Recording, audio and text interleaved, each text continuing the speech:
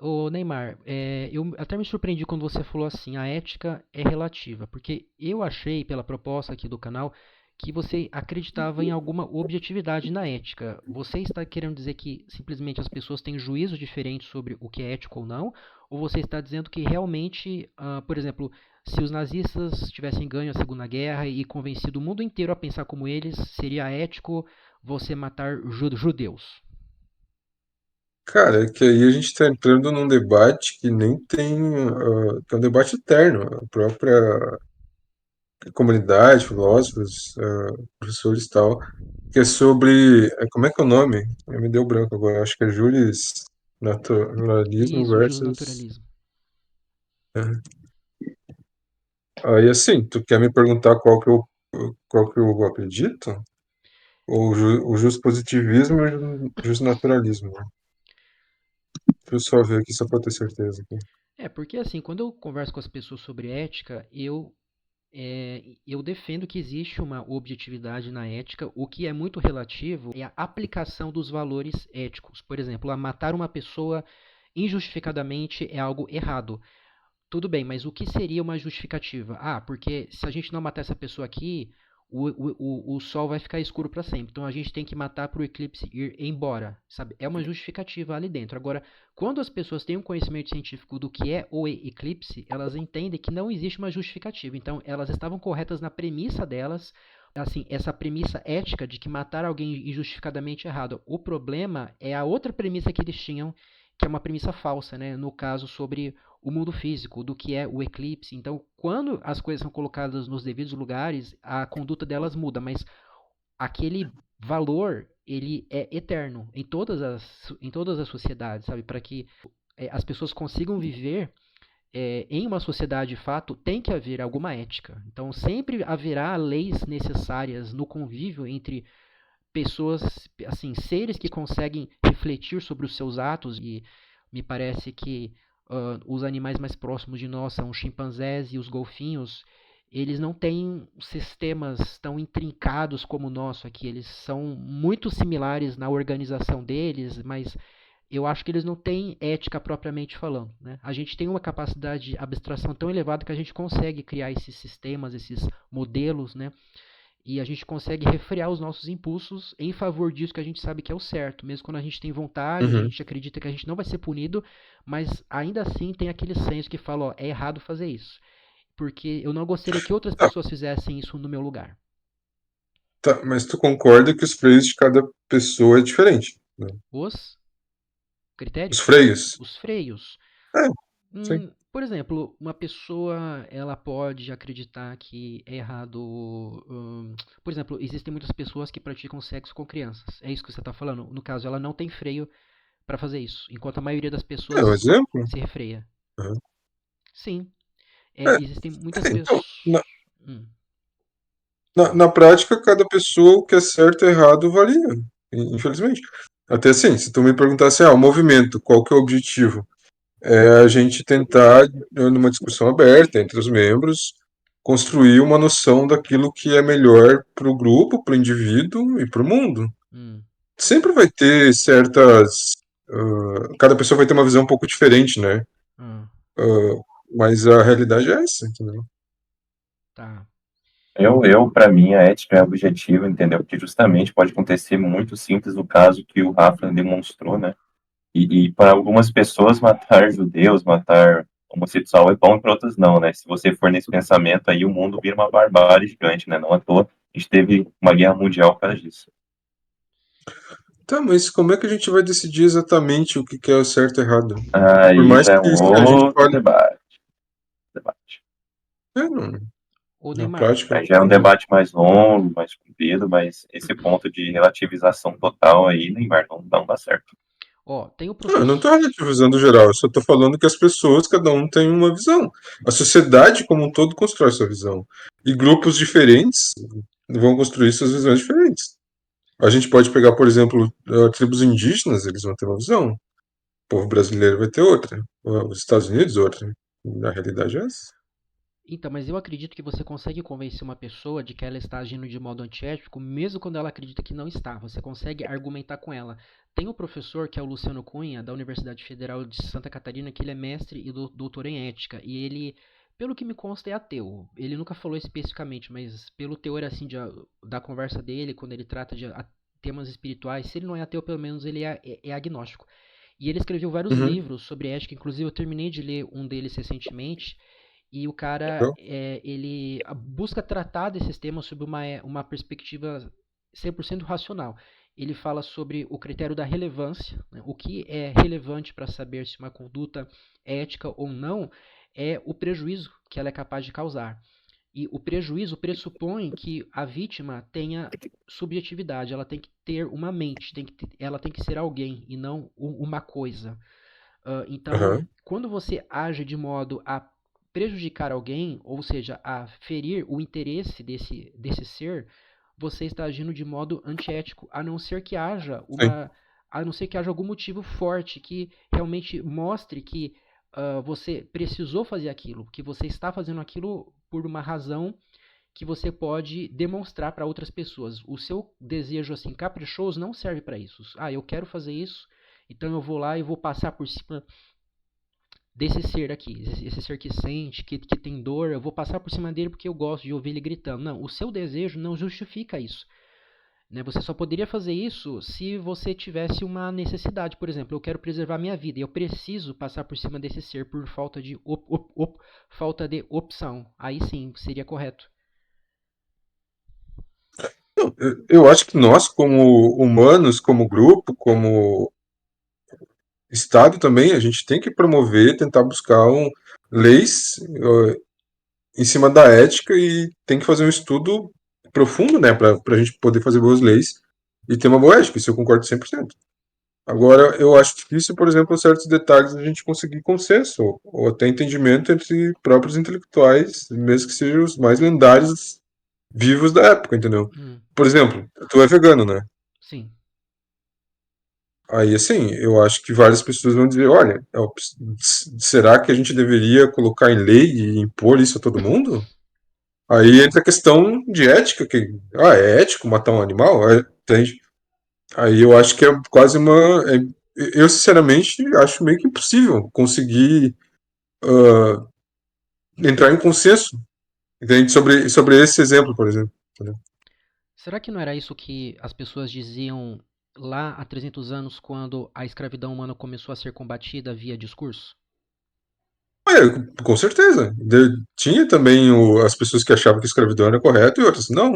Uhum, Não, Hoje mas no mudou. debate, não, mas no debate da escravidão, justamente você tinha dois motores nessa discussão. Você tinha um motor econômico que falava que, ó, o sistema escravista não dá lucro. O sistema escravista não dá lucro porque esses indivíduos, eles estão produzindo matéria primária, eles não vão consumir essa matéria primária, eles não vão dar lucro para a gente. O escravo pode produzir toneladas de algodão, mas ele não vai usar uma roupa feita de algodão. Ele não vai dar lucro para a indústria. Logo, devemos banir a escravidão, porque ela uhum. se demonstra falha economicamente. Agora, o outro motor era o motor moral. Dizia, não, escravizar um outro homem como se você tivesse poder sobre ele é algo errado, é algo terrível. Não à toa e uma das igrejas que surgiu nos Estados Unidos, que foi a Igreja Metodista, teve essa missão, desde o seu início, de acabar com a escravidão.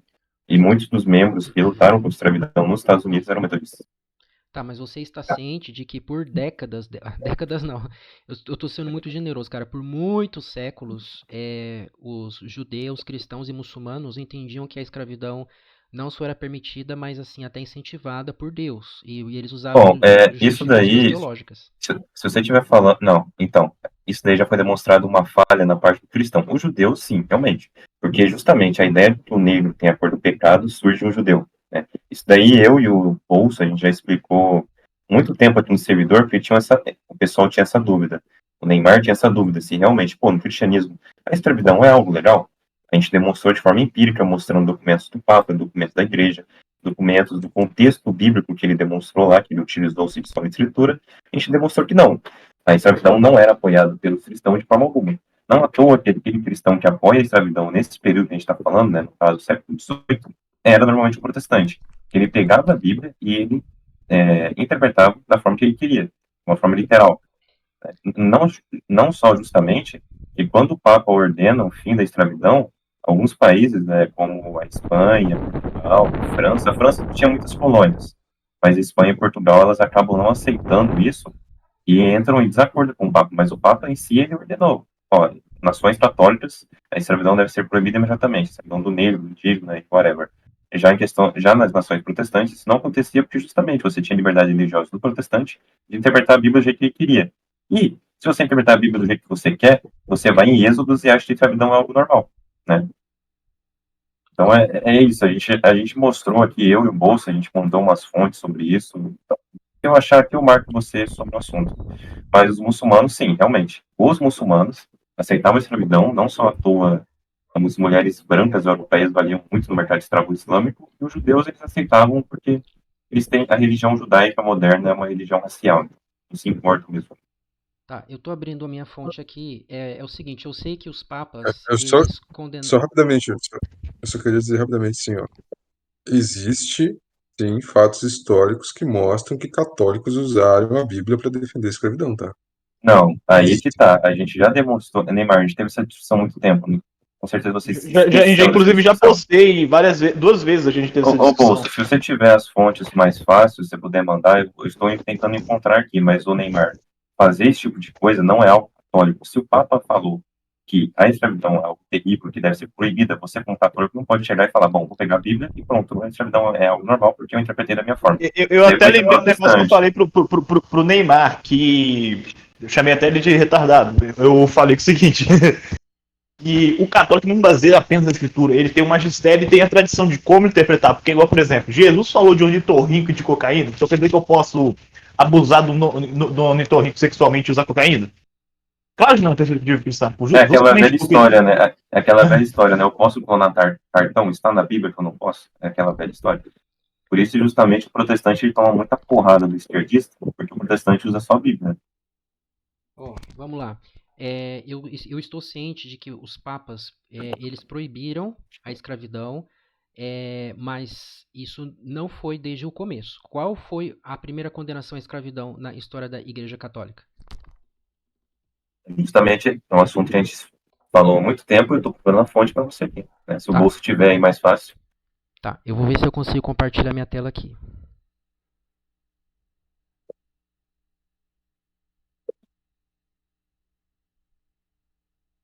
Ô, bolso. Bolso, tá me ouvindo? Uhum. Tenta procurar aí que eu tô achando também. Não sei se a gente mandou no imagem, se a gente mandou no debate. Eu coloquei o link aí de uma revista de história. Aqui está dizendo sobre a perspectiva histórica da escravidão. Ele está dizendo que o Antigo Testamento absorveu as disposições contidas na legislação hebraica a propósito da escravidão. O Novo Testamento também apresenta diversas referências ao assunto, a mais conhecida das quais se encontra na Epístola a Filemão, que integra o chamado Corpus Paulinum, mas nenhuma condenação explícita do sistema. Aí depois ele vai falar...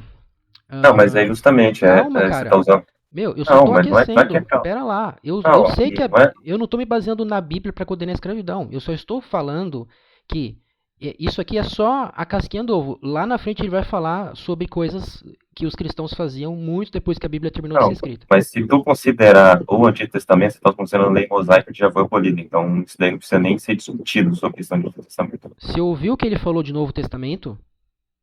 Não, mas justamente a gente volta com o mesmo assunto. Só a escritura ou não? Entende? Não interessa, eu não estou me baseando na Bíblia para dizer que não interessa, você está acusando o católico não pode usar só a escritura. Eu não estou usando só a escritura. Tá falando em questões pragmáticas, né? Tá falando de controvérsias, assim, comportamentais, indiscutivelmente, assim, independentemente da linha teológica, tu tá falando de controvérsias comportamentais, é isso? É por aí. Ele tá dizendo... Do ponto de vista pragmático, houve controvérsias, é isso. Do ponto de vista prático, assim, houve alguma controvérsia, é isso. Não, no ponto de vista prático, a escravidão não foi condenada pelo cristianismo desde o começo até muitos séculos depois. Por isso que eu perguntei para ele qual foi a primeira condenação. Não, é mentira. Não, isso é uma mentira. Veja bem. Não é à toa que a igreja católica baniu a escravidão. Mentira significa você tentar enganar alguém. Você acha que eu tô querendo te enganar? Não, você está enganando. Você está falando que o cristianismo nunca proibiu a escravidão? Começa, isso é uma mentira. Não à toa que o Mentira cristianismo se significa. espalhou. Ó, Não à Vitor, toa que o escute eu. Ó, cristianismo se você me espalhou acusou, pelos agora você vai me escravos. deixar me defender. Mentira significa você saber que uma coisa é assim, mas você tentar convencer os outros de que é de outra forma. Você acha que eu estou fazendo isso? Perdão, então você é só ignorante, você não é Tá. mentiroso. Então eu não sou ignorante. Eu estou lendo. Cara, você nem deixou eu continuar a leitura aqui do texto. Ele está dizendo o seguinte: as perseguições que caracterizaram os primeiros tempos da história do cristianismo promoveram uma aproximação entre os fiéis que, em alguns casos, se traduziu no estabelecimento de uma cumplicidade muito estreita entre senhores e escravos unidos pela partilha da mesma fé. No entanto, com o fim das perseguições, os autores cristãos passaram a apoiar de forma cada vez mais explícita a ordem estabelecida, desvalorizando os aspectos negativos da escravidão que antes haviam agitado suas consciências, dando lugar a manifestações piedosas, por intermédio das quais exprimiam sua sensibilização com o sofrimento dos escravos. Essa parte agora é importante. A igreja primitiva não vedou o acesso às suas fileiras por parte de cativos e libertos, pregando o desprezo do mundo, ao mesmo tempo que nele conquistava o seu espaço, adquirindo expressão institucional e uma visibilidade e influência cada vez mais significativas, graças à penetração da mensagem cristã, mas também às ligações estabelecidas com a esfera do poder, exortava, porém, os escravos a acatarem a sua sorte, obedecendo de boa vontade aos senhores, e não estes a libertarem-nos. Por isso que eu falei para você, quando que a igreja começou a condenar a escravidão? Porque esse texto está dizendo que, no começo, o cristianismo exortava os escravos a obedecerem aos seus senhores. Aí ele vai falar, ou seja, aceitava sem sobressaltos de maior uma instituição que, além de integrar a estrutura social, era admitida pelas concepções mentais da época. Aliás, de acordo com os princípios adotados pela instituição, a conversão ao cristianismo não garantia por si só a libertação da pessoa escravizada. Aí depois, na página 7 do material, né? Porque aqui na verdade é outra numeração que é de acordo com a revista. Ele vai dizer assim: a escravidão aparece com frequência nas obras dos autores que marcaram os primeiros séculos do cristianismo, os chamados padres da igreja. As reflexões por eles produzidas a propósito da matéria não introduziram, porém, inovações significativas em relação aos princípios defendidos pelos estoicos romanos, cuja influência no pensamento cristão foi, de resto, muito sensível, concentrando a análise nos direitos e deveres mútuos que, em seu entender, deveriam pautar a relação senhor-escravo. Os padres da igreja foram igualmente influenciados pela herança dos filósofos gregos, designadamente Platão e Aristóteles. Aristóteles criou o princípio da escravidão natural, a que já nos referimos, o qual seria depois retomado por São Tomás de Aquino, adquirindo larga aceitação entre os autores cristãos até a época moderna. Ele coloca a nota 8 aqui, vamos ver se tem no rodapé. Aqui, ó.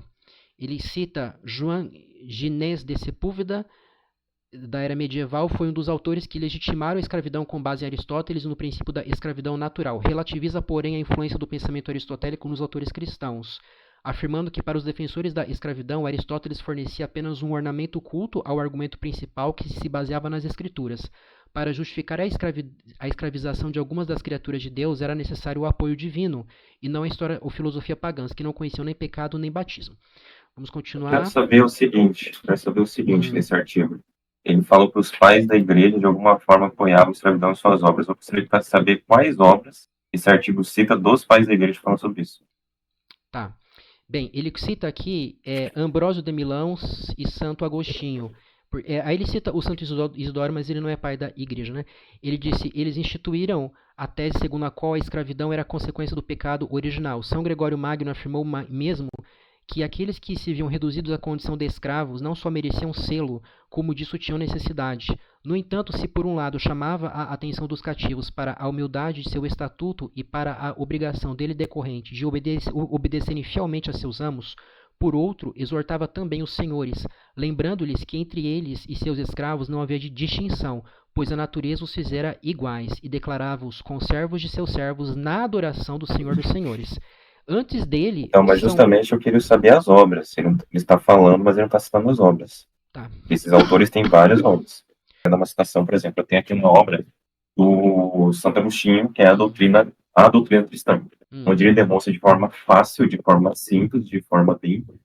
Qualquer um consegue entender que tanto o escravo, quanto o mestre, quanto o imperador, quanto o pequeno, quanto o grande, quanto o maior, serão tão iguais no seu julgamento perante a Deus. Porém, seus pecados e suas virtudes serão, obviamente, julgados no seu julgamento final. Vendo, pois, que até mesmo o menor entre os maiores será exaltado, como diz nosso Senhor Jesus Cristo. Hum. Então, assim, essa proposta da hierarquia da humanidade, né? Se esse artigo estiver falando da hierarquia natural, beleza. Vai ter o rei, vai ter os servos, vai ter o clero, tudo isso. Obviamente que a escravidão, por sua prática em si, era na antiguidade. Não à toa que na Idade Média, quando finalmente a igreja vai ter o poder total, né, o poder dado temporal e o poder secular, né, vai ter os estados papais, tudo isso, a igreja vai poder realmente influenciar, a escravidão ela é banida. Mas sim, colocado como instituição o feudalismo, que por si não é escravidão, é outra instituição, não é a escravidão. Né? Agora, a escravidão em si, como era na antiguidade, depois vai retornar nas grandes descobertas, aí já é um outro assunto, que novamente, quando é retornado à escravidão negro, homem negro não, escravidão em si, no geral. Né? Obviamente que depois, né, da grande descoberta, a escravidão é feita contra o homem negro, sua totalidade. Ela é, novamente, dita que é algo proibido. Né? Algumas dizem não, isso daí não é permitido. E a escravidão, tanto no período antigo, já era algo dos povos antigos pagãos. Não à toa que, por exemplo, os vikings não, perdão, os nórdicos, praticavam a escravidão. E quando se converteram ao cristianismo, adotaram um sistema feudalista, abolindo assim a escravidão como era de costume. Isso não refuta o que eu estou dizendo, que no princípio o cristianismo não condenava a escravidão enquanto Não, isso ocupada. refuta que eu falei justamente da hierarquia natural. Se eles defenderem a hierarquia natural, como alguns autores cristãos do primeiro século defendem, a hierarquia natural do princípio rei, servos, por aí vai, beleza. Agora a escravidão, como essa máquina imposta na sociedade, como foi na atividade, isso não existe. Qual que é a diferença entre essas coisas? A diferença é que no sistema natural você vai ter a liderança e você vai ter os liderados. Isso é algo natural. Você vai ter sempre um líder e sempre um aprendiz, um mestre, um aprendiz, assim vai. Isso eles defendiam. Agora, esse sistema da escravidão de transformar o homem em escravo, chicotado nas costas, daí já é uma invenção. Pera lá. Você está querendo dizer que a escravidão que os primeiros cristãos defendiam enquanto natural era uma mera submissão de uma pessoa que estava aprendendo algo com outra mais experiente? Você entendeu tudo errado que eu falei. O que eu disse é que eles defendiam de forma natural, e justamente a forma natural, que é o governo em si. Porque justamente você tinha seitas cristãs que falavam o seguinte: bom, eu e o meu mestre, nós somos diferentes, somos iguais. Logo, eu vou derrubá-lo, tomar o poder para mim, e vamos viver numa democracia feliz, né? Agora, para refutar essas seitas, né, para impedir uma guerra civil e revoltas e por aí vai, eles falaram, não, ó, governo natural, como está imposto aí, o César, os seus burocratas, os seus governadores, isso existe, vai existir. Não à toa, quando o César cair, vai chegar um outro sistema que também vai impor uma norma social parecida. Agora, novamente, o sistema de instituição dessa escravidão antiga não é defendido. Você pegar um homem, tirar todo o poder dele, falar que ele é um meramente objeto, como era na escravidão antiga e vai voltar na escravidão do homem negro moderna, e isso não houve uma defesa. Né? A defesa que, para escravizar um homem negro, disseram que ele era um amaldiçoado, com sua ancestralidade, é uma criação judaica, que é até mesmo utilizada por pastores batistas no sul dos Estados Unidos para defender a escravidão. Então você entende que nós somos escravos atualmente, porque nós temos um governo. Não, eu não sou ANCAP. Eu não acredito que o governo em si faça o povo de escravo. Mas sim acredito que o governo é uma forma natural. A monarquia é uma forma natural, a república eu tenho minhas críticas a uma república. Mas, por exemplo, você tem um sistema monárquico, do qual você tem ali um reino, você tem burocratas do rei, e tudo isso é uma forma natural dele, que sempre existiu Eu falei disso. após o fim do tribalismo. Que o próprio tribalismo também tinha uma hierarquização. A hierarquia por si ela é natural. E esses autores defendem. Agora, essa questão da escravidão já é um outro assunto, já é outro tema. A minha pergunta não pressupôs que você entenda que é errado que haja um governo, mas eu fiz essa pergunta porque, pela descrição que você fez da escravidão que os primeiros cristãos defendiam como sendo apenas uma relação Não, eles não. hierárquica. Cara, você não falou que os primeiros cristãos defendiam uma relação hierárquica natural e que essa relação era uma escravidão que é diferente daquela que foi instituída Não, depois? não era uma escravidão. Não, não era uma escravidão. Você Essa- defendeu o sistema hierárquico com submissos, não com submissos, mas como líderes de governo e o sistema governado, isso não é um sistema de escravidão. Agora, se você for ANCAP, você vai defender os seus autores que sim, o Estado ele cria escravos. Não, mas Não à toa cria escravos na antiguidade, na modernidade. ó, Aí já é visão política. cara, essa revista citou diversos pais da igreja e outros teólogos Mas não cristãos. citou obra, é isso que eu tô te Eu já perguntando. te falei, cara, deixa eu concluir a minha frase. Ela citou essas pessoas como defendendo a escravidão. Aí você falou assim: olha, mas é o seguinte, você tem que ver que se eles estavam defendendo apenas a hierarquia natural, beleza. E aí, por isso que eu falei pra você: então você está fazendo uma concessão aqui que eles podem ter defendido a escravidão, mas com outro sentido, que era esse que você falou, de um Não, eu não governo. disse isso. Eu não disse isso. Então por que que você está falando. Então por que que você abriu esse parênteses para falar de governo? Eu não entendi. Não, eles defendem a hierarquização da sociedade, isso é natural. Agora, a escravidão não. A escravidão é uma instituição da antiguidade que era totalmente diferente da escravidão que será imposta novamente na modernidade, mas que ambas as escravidão eram em si proibidas. Toda a É escravidão. esse meu ponto. O São Tomás de Aquino não defendia nenhum tipo de escravidão. Justamente, se ele defendesse a escravidão, o sistema feudal teria de ser abolido. Porque o sistema feudal não tem escravidão. Tá, então você acha que ele condenava a escravidão? Eu não acho, eu não li as obras de São Tomás de Aquino ainda, por isso eu estou lendo os pais da igreja primeiro. Eu estou seguindo de acordo com a forma didática. Então, cara, mas você. Mas aí, esse artigo também não cita obras, pô. Esse artigo cita autor. Não, o autor tal falou tal coisa. Beleza, qual obra que ele fala? Ah, essa obra, beleza. Tamo junto. Mas ele não cita, tá citando só o autor. Então Não, o tudo autor bem. tal falava tal coisa. Então tudo Beleza. bem. Eu tô pesquisando aqui, depois eu te passo. Ou daqui a pouquinho eu te passo a obra. Não, beleza. Então, Deixa eu ver se nesse artigo aqui, Tá. quer ver? Às vezes ele Ô, cita Rafa, também, ó. Vamos ver se ele não fala alguma coisa. Rafa, Pode falar, Neymar. eu só queria entender de qual o contexto histórico, a época que vocês estão falando ali. Nós estamos falando dos primeiros séculos do cristianismo. Estávamos falando ali, ó, desses autores. Não sei se você está vendo aí na tela. Tô vendo aqui. Então, Ambrósio de Milão, Santo Agostinho, Santo Isidoro de Servilha, né, séculos 4, 5, né? E aí depois ele fala, Tá. inclusive, do São Tomás de Aquino. Ó, ele diz assim, que o Tomás de Aquino entendia que a escravidão era um desvio do direito natural, mas aceitou a submissão escravista enquanto princípio instituído pelo direito das gentes, considerando-a natural e justa pela utilidade e suas consequências, tanto para os senhores como para os escravos. Apoiando-se nas escrituras, salientou ainda a distinção que nela se fazia entre a escravidão do corpo e a escravidão da alma, defendendo que a sujeição do corpo não era incompatível com a liberdade da alma. Aí ele cita o quê? Autores modernos que citam o Tomás de Aquino. Então, tem problema aqui, né, que o Quintus está levantando. Ele não cita a obra diretamente de Aquino, aí eu vou ter que ir atrás disso.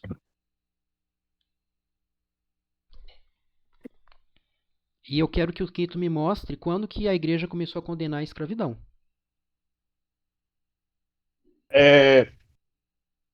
Eu tinha mandado no chat, só que ele foi deletado, que era um chat justamente para discutir teologia, porque era muito frequente esse chat. O chat foi deletado, mas eu acredito que eu mandei no chat original de debate. É só pesquisar escravidão e igreja católica aí no servidor. Não sei se você está usando celular ou não sei o que, ou computador, porque eu acredito que eu mandei. Foi mais pra Idade Média, que tem umas condenações bem explícitas contra a escravidão. Pois é, mas você concorda que antes disso já havia escravidão pesada?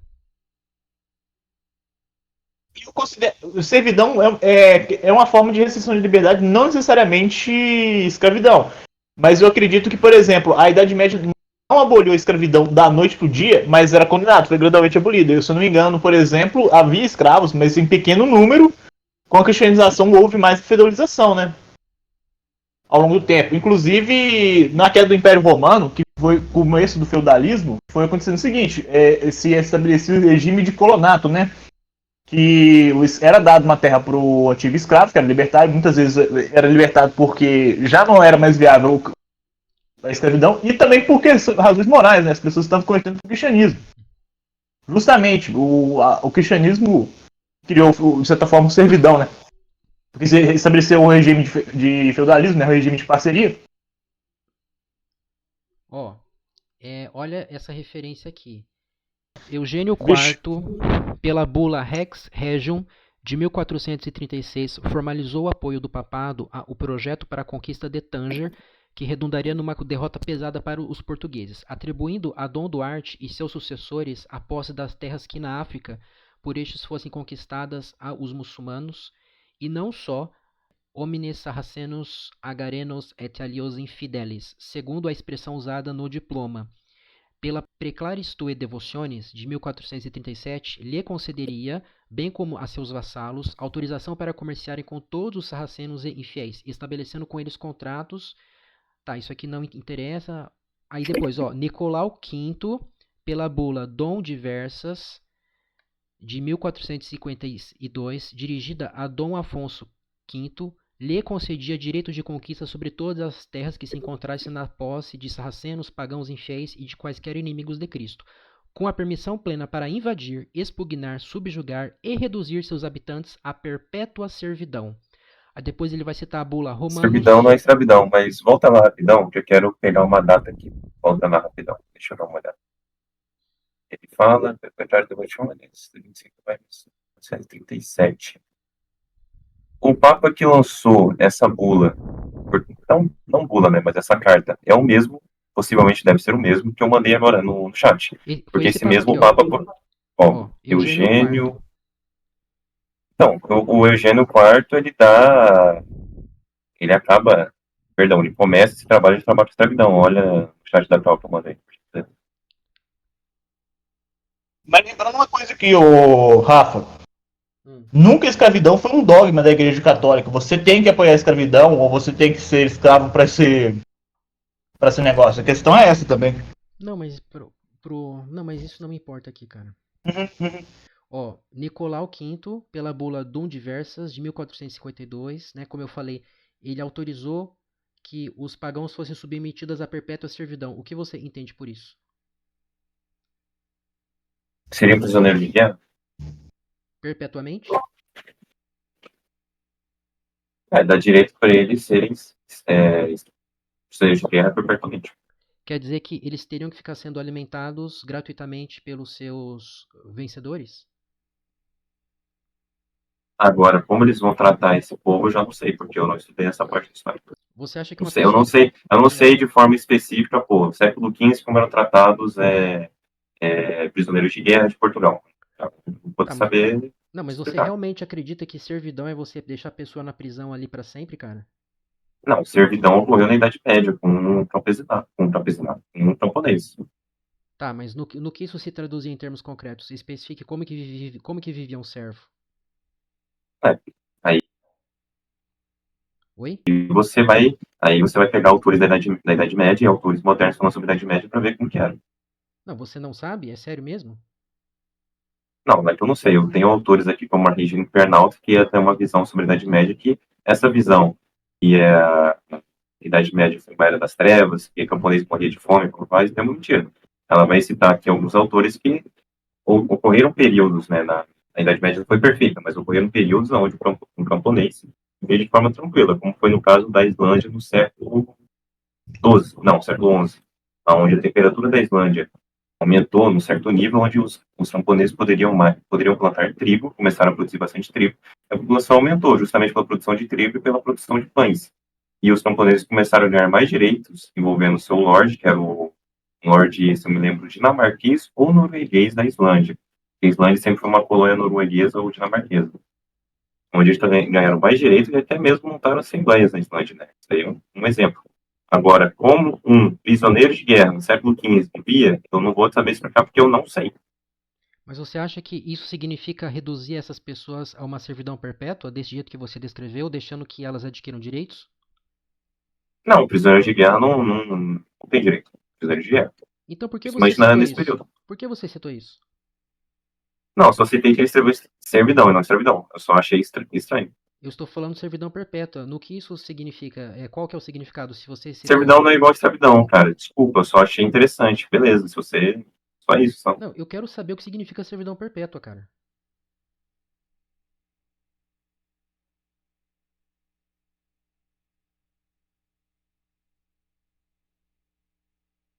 Eu mandei no chat da Cal sobre esse mesmo Papa.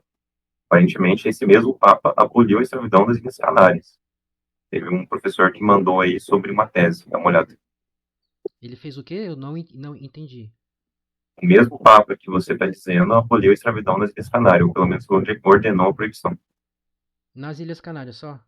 É o seguinte, a palavra servos em latim, ela significa escravo. Não, Então não vai ter uma foi questão. só nas... Pera aí, rapidão, Bolsa, aí tu já fala, não foi só nas Ilhas Canárias, né? A escravidão já estava começando a ser abolida já pelo trabalho do Eugênio. Né? Não à toa esse artigo vai demonstrar que outros papas também começaram a lançar bulas e documentos papais proibindo a escravidão. Agora pode falar, Bolsa. Em latim, ela significa escravo. E escravos em latim significa outra coisa. Então tem uma questão até de interpretação, de questão linguística, né? Por isso que eu perguntei o que significa reduzir uma pessoa à servidão perpétua. Até agora eu não tive resposta.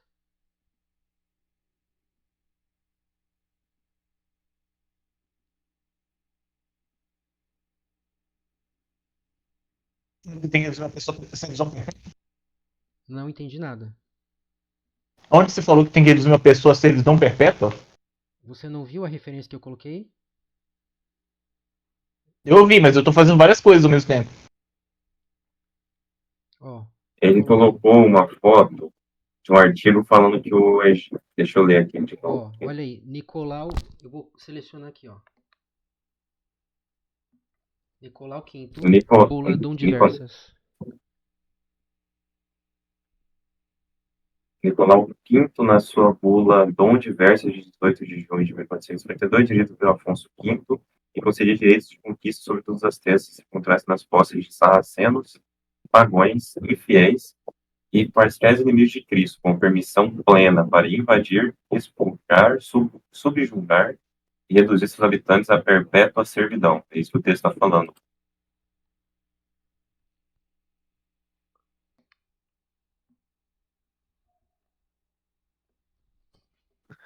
Entendi. Eles subjugaram uma região e isso dá o direito para eles de reduzir, escravidar eles permanentemente, né?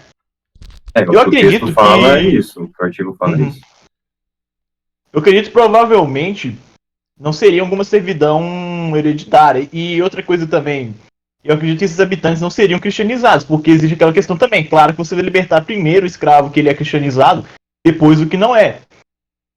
Mas eu acredito que não necessariamente seria uma escravidão assim, que passava de geração em geração. Porque, por exemplo, os Estados Unidos, eles inclusive, quando eles começaram a praticar a escravidão, eles inclusive aplicavam a escravidão temporária. Que o servo, o escravo, ele trabalhava por 7 anos e estava pago as dívidas deles. Com o tempo, eles começaram a aplicar ela permanentemente, com o tempo. Até por questão de influência da religião protestante, inclusive, e das manifestações religiosas que surgiram lá nos Estados Unidos. E católico não pode escravizar católico, né, moço? Não pode. Já islâmico é outra história, né? Eu achei uma referência aqui. Eu achei na Suma Teológica o Tomás de Aquino defendendo o açoite dos escravos. Então você manda aí. São Tomás de Aquino, ele não formulou dogma também. Mas aí que tá o que ele está dizendo, pelo menos na questão de São Tomás de Aquino. São Tomás de Aquino é um grande autor. Inclusive, o São Tomás de Aquino quase que ele chegou a ser perseguido pela Inquisição, e houve vários debates sobre, por exemplo, se ele podia ser canonizado como santo. Olha aí. Então, tipo assim, se um santo, por exemplo, se você trazer, por exemplo, Rafa, a opinião de um santo, o santo falando assim, ó, deixa eu dar uma lida primeiro no seu texto que você mandou. Aí depois eu dou minha opinião. Agora, esse texto do Tomás de Aquino? Vamos lá. Se é lícito aos pais açoitar os filhos ou os senhores os escravos. O segundo discute-se assim: parece que não é lícito aos pais açoitar os filhos ou aos senhores os escravos.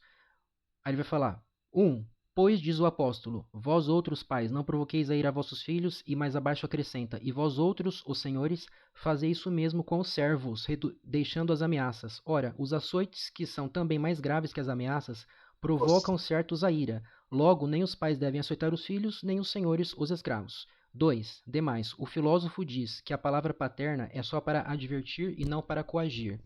Ora, o açoite é uma coação, logo, não é lícito aos pais açoitar os filhos. 3. Demais, a cada um é lícito ensinar a outrem o que constitui a esmola espiritual, como já se disse. Se, pois, é lícito os pais açoitar os filhos para ensiná-los, pela mesma razão todos podem fazê-lo, o que é evidentemente falso. Logo, a mesma conclusão que foi tirada antes.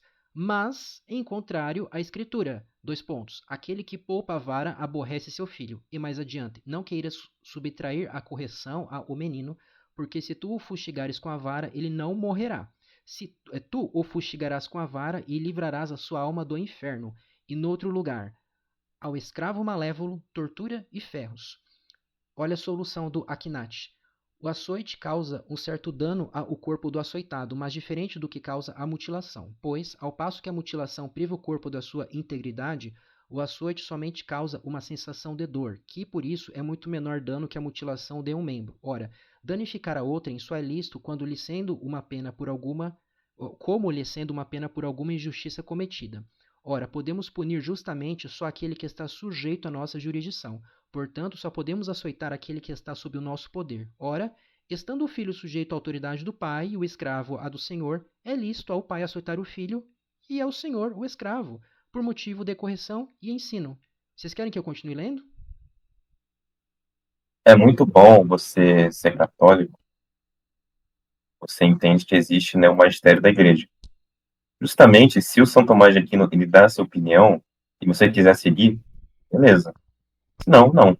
Porque, novamente, como o Bolso já falou, santo não proclama dogma, né? Não proclamou dogma. Quem proclama dogma é a igreja. Inclusive é contra dançar, e não é dogma. Você É, pode dançar, não é recomendado.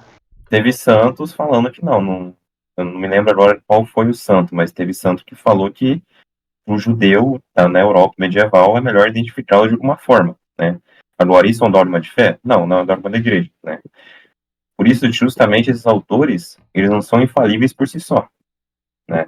E não à toa que o São Tomás de Aquino, ele teve uma opinião que a igreja demonstrou estar totalmente errada, que foi, por exemplo, na questão da Assunção de Maria, eu me lembro.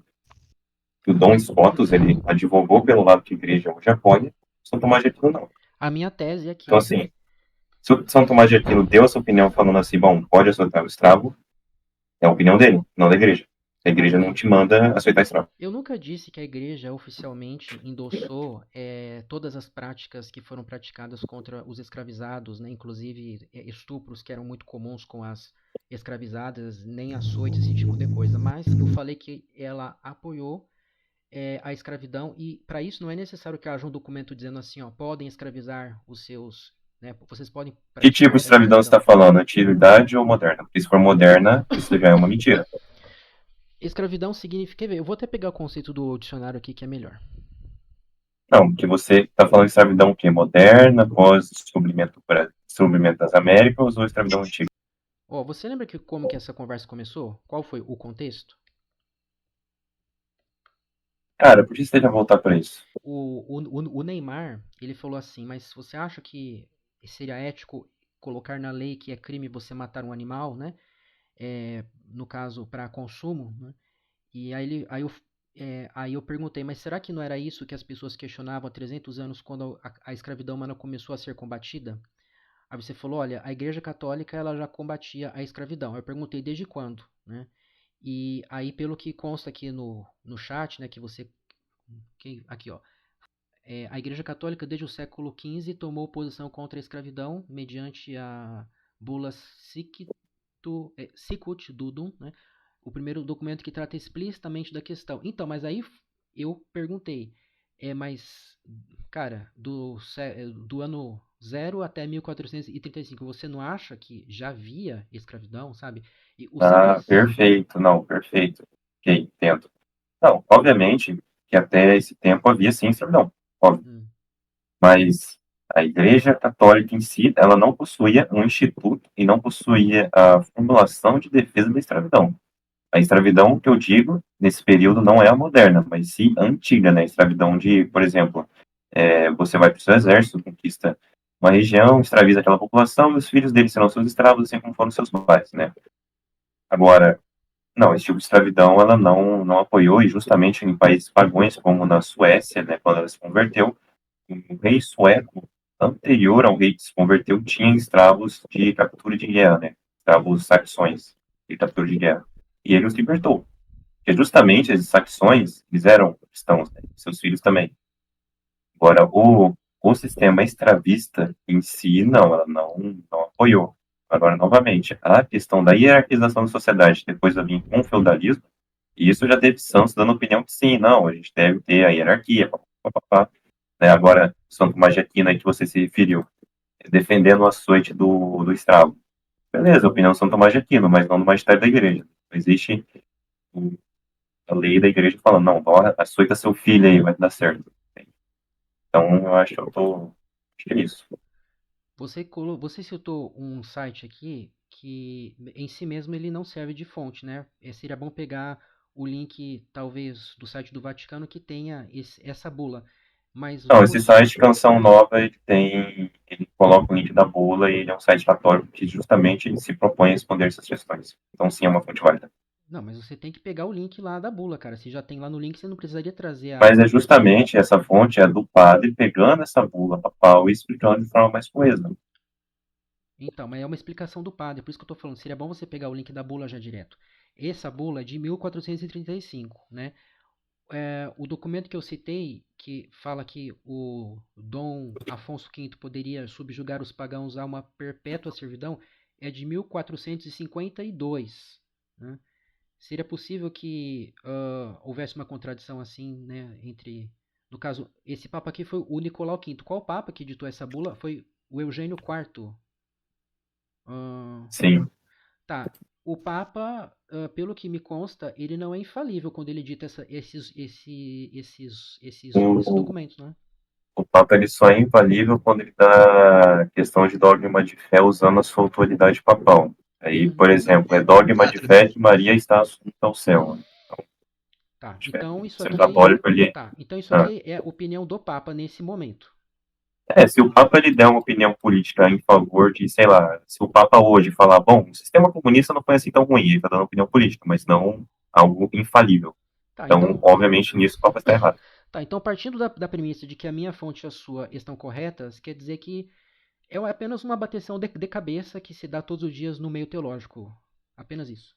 Durante séculos, aí muitos séculos, a escravidão humana ela foi tolerada e incentivada por muitas pessoas, ainda que nós não tenhamos um documento da igreja oficial endossando a escravidão como um dogma, nós temos documentos que dizem que determinados comandantes militares poderiam subjugar os pagãos a uma servidão perpétua.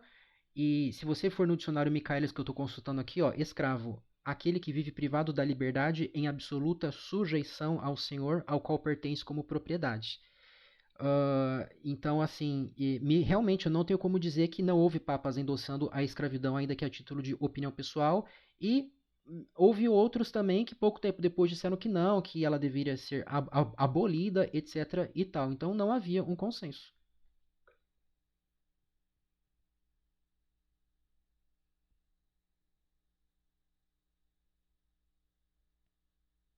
Assim, eu não tenho detalhe tão profundo da história do cristianismo, igual como vocês estão comentando, mas a minha visão é que foi conivente por muito tempo. E aí sim, depois de muito tempo aí começou a ter movimentos mais sérios assim de realmente abolir a escravidão, a servidão pesada, como alguns comentaram aqui. Mas eu até tenho uma pergunta assim, eu digo pro Rafa que a opinião política do Papa, ela não é falível, né, obviamente. Os papas desde o século XV já declararam sua posição contra a escravidão, né? Mas a gente tem um exemplo aí que você mesmo citou da invasão aos muçulmanos, né? E da mesma forma que os muçulmanos também escravizavam quando eles invadiam, o português ele teve a sua licença de fazê-lo, né? Obviamente que dois errados não fazem um Os certo, últimos né? países a abolirem a escravidão foram países de religião islâmica, né? Não, mas dois errados fazem um certo, né? Mas eu entendo o cerne da questão aqui, e até peço desculpa ao Rafa se eu acabei ofendendo ele em algum momento. Então, e na minha fala ali, eu falei, olha, lembra, Neymar, eu falei pra você, ó, cristãos, judeus e muçulmanos entendiam que a escravidão era endossada e tolerada, né, e tal. Uhum. É claro que foi uma generalização. Inclusive, tem um autor, sei lá, eu acho que ele, não sei se ele era islâmico, mas ele era ele era árabe, sabe? Um medieval, cara. Ele já defendia veganismo, sabe? Numa época que não Sim, tinha nem carro, ele era contra você montar em um camelo, né? Esse professor sim. Luciano Cunha trata desse cara, Tinha alguns filósofos medievais que eles eram até a favor do Estado laico. Uhum. Então, assim, sempre tem, você vai encontrar opiniões diversas, mas a minha tese, cara, inclusive que eu já usei em palestras que eu dei sobre o tema, quando eu falo, né, eu começo falando sobre a escravidão humana para mostrar Aham. o paralelo perfeito entre o que ocorre hoje com os animais da pecuária e o que ocorria com os humanos ao longo dos séculos, que é realmente a mesmíssima coisa, só muda a espécie.